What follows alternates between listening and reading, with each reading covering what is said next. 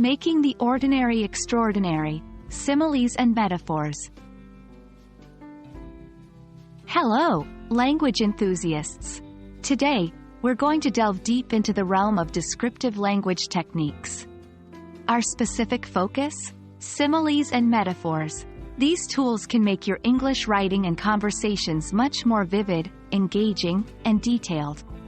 So let's start our journey to master these exciting techniques. Before we dive into the exercises, let's quickly refresh what similes and metaphors are.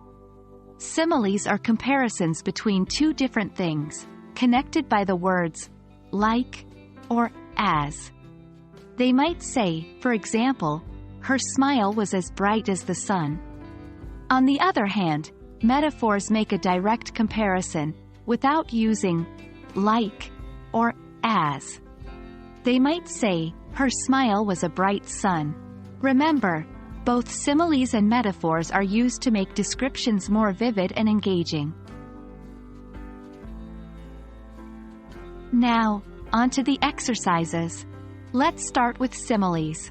I'll give you a phrase, and your task is to transform it into a simile. 1. Phrase, his anger is intense.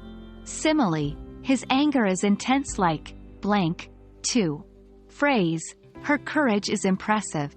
Simile, her courage is impressive as blank. Remember, creativity is the key. Great job with the similes. Let's move on to metaphors. Same as before, I'll give you a phrase and you turn it into a metaphor.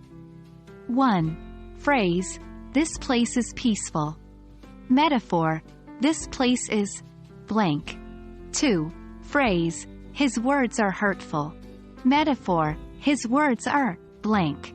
With metaphors, it's important to think outside the box. In this last section, let's mix things up.